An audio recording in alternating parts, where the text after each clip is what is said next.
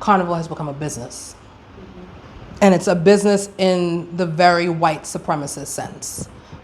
We could talk about freedom till we blew in your face. We could talk about resistance. We could talk about all those things. But inside of our carnival exists the deepest kind of oppression. So every carnival, when people are telling me that, yeah, this is my time to free up, I free whole year long.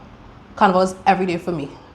I don't wait to dance. I don't wait to dress up. I don't wait to dress as if I have on a costume. Just before Carnival hit, I had on something, and this man was like, I love your costume. What band are you playing? I said, it's called Banner One. You know, so in terms of changing mindsets, something that I've learned and I'm learning inside of this journey is that it's impossible to change people. People have to want to change. One of the things that my mentor said to me when I came home, because I grew up in the States, and I do have different ideas about how things should be done. And I don't think it's just from growing up in the States. I think it comes from me having mentors that hold me to a particular standard, that expect me to have integrity. So I move that way. So some of the things I see in our culture sometimes, since I came home, I'm like, no, we need to change this, we need to do this. And then I realized, Jamie, because of what my mentor said, you are not here to change the culture. The culture is what the culture is. There are certain things that we celebrate. I see people saying lots of wonderful things. I see people doing lots of wonderful things. But then I also see this performance that happens. And for me, it is not always a performance that needs to be clapped for. And we clap for everything, especially if you're in a particular group of people. We go clap. And for me, if I'm really in a space of love with you, if I really love my culture, then the right thing for me to do is not to clap if something is not good. And how we are going about leaving out children and elders inside of Carnival. Because what about the elders that are stuck up inside of their house that might want to come out and check out some of the things? Why is there not some sort of maxi van that goes to pick them up and bring them to these things?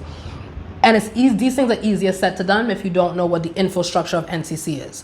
If you don't have the people that might have the resources or the knowledge to work on these things, right? To gather the schools. It seems like a simple thing. And to you and I, it probably is a simple thing. It's not a simple thing because they are running a business. That's what I believe. I believe that there's a business happening, and it's not just NCC. Other people have fell into, we're running a business and we have to make money.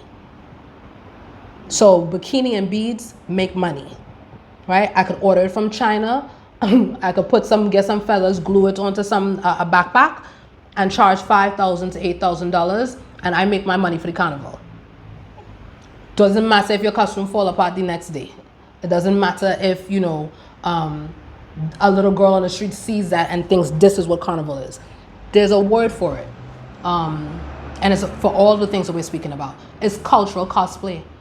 And one of the questions that I asked myself this year is that, is there still mass in our space? And I believe that there is, but is there still mass, or are we moving towards Halloween? Halloween is a business now, I went to school in Ireland, and they were saying that Halloween started in Ireland, but it wasn't Halloween, right? It was Samhain, a ritual holiday that they have. And it went back to America. They didn't pay it attention in a certain sort of way. It went back to America, and it blew up in America. And now they're trying to recoup it. I think if we are not careful, the same thing will happen with Carnival here. The same thing.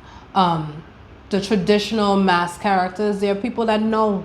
But I think that because we're constantly looking at them as mass characters and not as people who are holders of a tradition that are embodying this thing all year round, that have held this thing for generations, that we can't see the value inside of it. And we don't really want to learn about it. We want to go to things, and everything is set up this way. We want to see a baby doll. We want to see a midnight rubber. We want to hold a stick in our hand. We just want to play.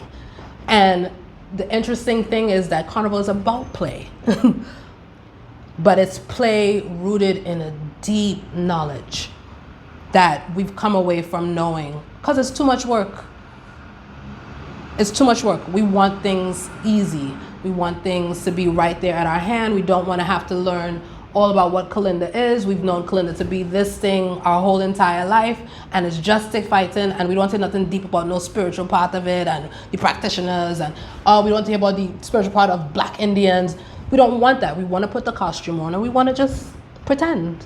Yeah, because like you said, it's easy, and then people are very much afraid of the word obia, or any when it comes to spirituality that is linked to blackness. Because it's not the word obia. Right. If it's black, yeah, people are afraid of that. So that is why people are so. That's why it's so easy for them to discard the origin story of Carnival and just focus on the pretty aspects of it, because that is what is palatable to them. One of the things I hear people say often to me about Kalinda in particular, and Carnival, but more so Kalinda, is that, oh, there's no information out there. There is. The non-practitioners that I mentioned earlier that have written about Kalinda, they're very important because they've documented things. The white ones, the black ones, all of them are important. The Indian ones, every single person that has written about anything about our culture is important. Our job is not to read things as it is. You have to read and you have to ask questions. And asking the questions, then you get more questions. And then you'll start to go, okay, well, what if this happened? If this happened at this time, if Kalinda was in our space since 1700, it's documented the first Kalinda song was 1700. Then by 1881, that means them had strife going on that entire time. So it couldn't just be that one moment in history that happened, yeah? So we don't do that. The narrative of the French bringing Carnival here, there's some truth to that. Nothing is ever a full stop. It's always yes and. Carnival may not have been called Carnival in the diaspora before it got to all these other spaces, or Africa in particular, but it was happening. It was already happening. Kalinda may not have been called Kalinda before it reached Trinidad. It was already happening. We have to stop telling our histories, and I think this is a part of what's going on with us. It's become so, what's the word? It's almost like slave ecstasy. We have gotten so caught up in our struggle and what the oppressor has done to us that we've forgotten that before that moment we were free. That before we got on a boat we were free. There's a story of Gangang Sarah and some work that I'm doing right now. It's a dance piece and some other academic work. But one of the questions that I ask inside of it is that if Gangang Sarah flew, that means that she never got on the boat. She never sat on a boat. And Gangang Sarah is not the only person in our histories that flew. There's Kanga Brown, there's High John the Conqueror, there's all these stories of these people who were flying Africans. If there were a fleet of flying Africans that did not get on a boat, that means there's a whole other part of our identity that we're not really looking at. That there were people that didn't endure what the boat held for us, right? That they're not walking around with that particular post-trauma. And I say that because of our ancestry. Michael Teja's song, in our DNA. There's so much in our DNA. You're not going to find it out in one carnival. You're not going to find out in 10 carnivals. You know, it requires us constantly looking at ourselves, looking at the space. And I think that Carnival is a changing thing. I don't think that it's a static thing. I think it's a spiral. So I think it's inevitable for it to change. What we want it to change to is up to us. And if it's the bees in the bikini, then it'll be that. I don't think that the traditional mask will ever fully disappear. What you said about who's in the stands, again, the people in the stands are the ones, yes, right. The people in the stands are the ones that continue to witness, and witnessing is real important. And may have also been those people, right, inside a mask, or have a family member or something like that. I also think the way that we schedule things in the space is also an issue. I know that in the past, I didn't go to the traditional mask competition this year. But I know in the past when I've went, the King and Queen's concert is late at night. So even if you want to bring your child outside, the child will be falling asleep. You know, you yourself might be tired. And it's not that you don't want to support. Some of our events for Carnival are too long. They're just too long. And I say that from participating and planning things and learning that, okay, this amount of time is good enough, and if you have a next day, you can come back and do something else. And inside of all of those events, there needs to be a history. Where's the curation around what's the history of this thing? And if you don't know, ask them. There are people that are doing work inside of the space. One of the problems I see, Dion, and this is not just Carnival, we have to be the one to do it. It has to be one person to do everything. And that's not really an African thought.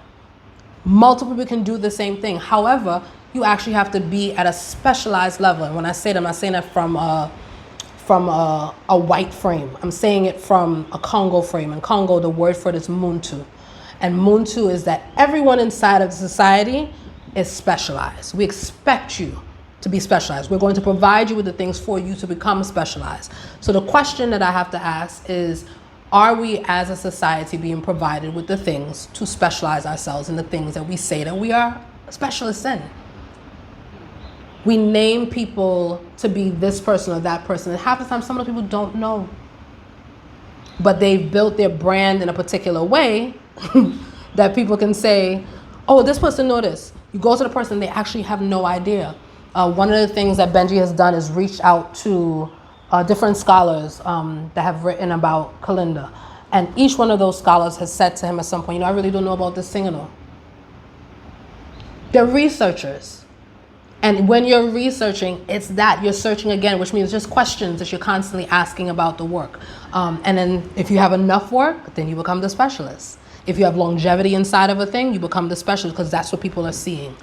So I just think there's a lot beyond the thinking of how it is that we curate Carnival spaces. We have to think how we curate the space in general. Why aren't there more things for children, period? I'm going to say some of my ideas out loud because maybe I won't get a chance to do it. They have TEDx every year here. It's a fantastic thing that they do. There are children in our space, and I say this because I was one of those kind of children. There are children in the space that have things to say. Why are we not providing a space where 7 children out to the whole year, we work with them the entire year, to get something that they want to speak about that they're seeing inside of the space? Because sometimes they see things that we don't see. You know, there is the background. I'm very fixated on the background of things because of research, because the foreground doesn't tell you anything. So the bees in the bikini is one thing that's happening, right? Then there's all this background thing that's happening. The stick fight action that's happening that the guy gets to see is one thing. Nobody knows the strife that goes on. And it's not that stick fighters won't speak up about it, but you are penalized. I believe that one of the reasons why I was not allowed to play this year is because of my mouth. And I'm okay with it. But I understand that there's a price for speaking up. It's a price for telling the truth. And especially if it's a truth that someone who is valued in the space in a certain way hasn't said. But if someone says it that is valued, then it becomes okay.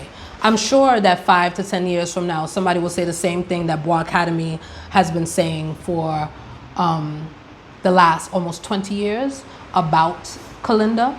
Someone will say it in the next 5 to 10 years and everybody will go, oh, that makes so much sense. That's so amazing. But it's been said. You know, I get tired of repeating myself where Kalinda is concerned. I get tired of repeating myself where our culture is concerned. The CPEP workers was the best thing for me the whole carnival. Everybody looked beautiful. I love seeing all the photos. It was fantastic. We are magic, right? I didn't need Felicia Rashad to tell me that. We are magic. But what was super magical to me was to watch, and always, every year it's the same thing for me, to watch how as soon as a band cleared the stage, the CPEP workers were right there. And I told them they cleared the stage. Wednesday, Ash Wednesday, you can walk into Port of Spain and the streets are clean as if nothing happened. Like if you did not live in Trinidad and Tobago, you didn't know that Monday and Tuesday happened or all the things that happened before Ash Wednesday, you would just think that we are just a clean society. because it's spot. You could eat off a pot of spoonful, you know. These things that we don't see in the background. We see the memes about the vagrants. What is the displaced person's experience during Carnival? Is it a good experience? Are they happy that we're invading their home, you know, on that day? So for me, it's us really taking a deep, long look at what we choose not to see, what we don't want to see, and what we need to see.